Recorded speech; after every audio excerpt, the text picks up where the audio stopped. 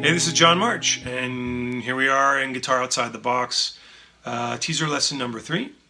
It's an introductory lesson to the ideas. Each one of these is an introductory lesson to the ideas that we're going to be exploring in depth in the series. Today I want to talk about this idea of the value of a single note. Now that kind of sounds a little esoteric, but let me explain.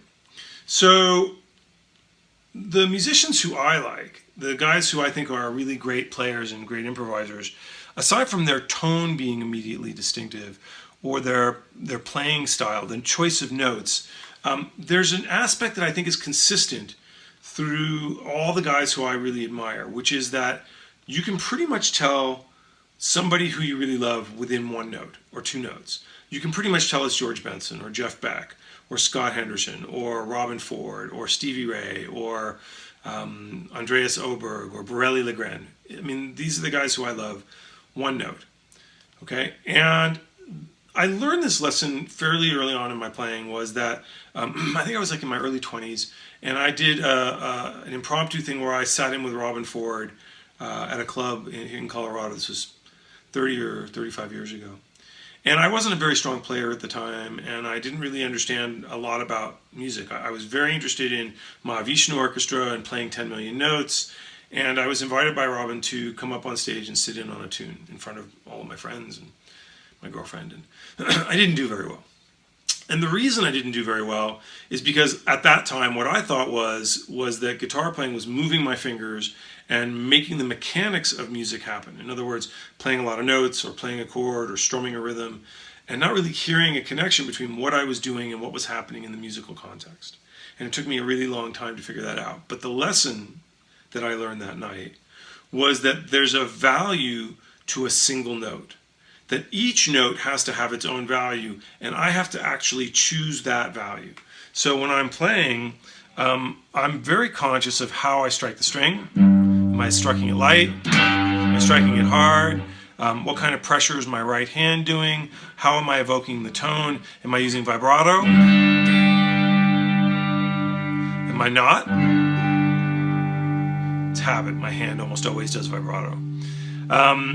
And when I play a single note, is it have life or is it dead? Because if I play a blues lick,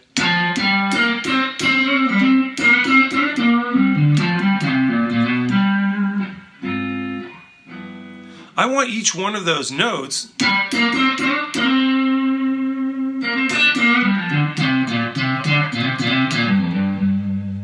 to have its own life, so that when I play,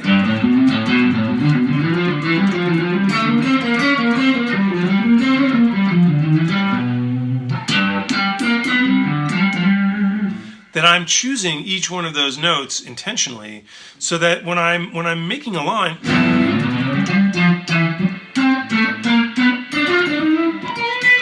I'm not just flubbing each note.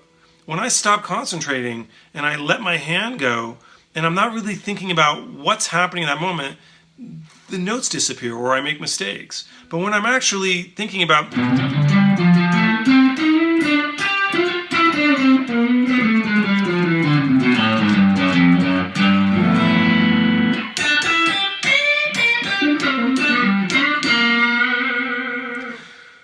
there's a relationship between my ears, my fingers, and my mind. I know that if I play certain melodies, whether they're shapes or licks or ideas that I've played a million times, that I have to bring life to that melody, to that chord, to that moment.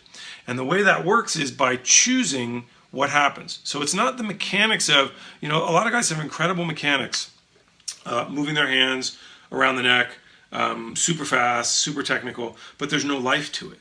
There's no life or individuality to it. There's nothing that uniquely says, this is that guy. This is that voice. It's that human being. What I'm interested in exploring is how do I value each note so that when I play a scale,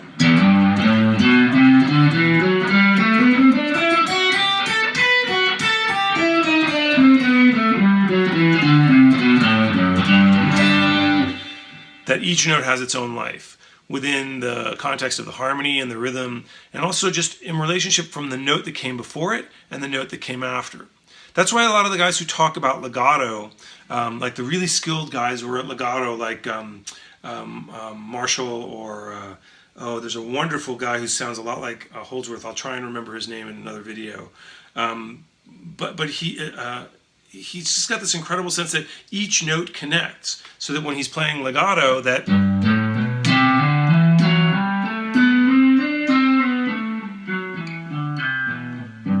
it's not just a blur of notes, but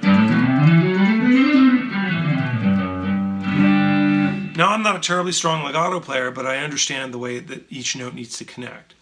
So as we explore this idea within the series, it will be part of everything that we look at. So that when we look at playing chords, or when we look at playing melodies or solos, that we're going to be talking about the importance of each note. And actually, for you guys who are very interested in speed, this is how you develop speed. That each note has a life and a value that's super clear. And as you practice slowly to develop that, you will actually develop your speed much more efficiently. You'll get faster, you'll get more articulate, you'll get more accurate, because you're choosing what happens in every given moment. So start thinking about that when you're practicing, the value of each note. And if you're interested in what we're talking about, sign up on the mailing list below for the series, which is going to go into a lot of more depth in all of these topics.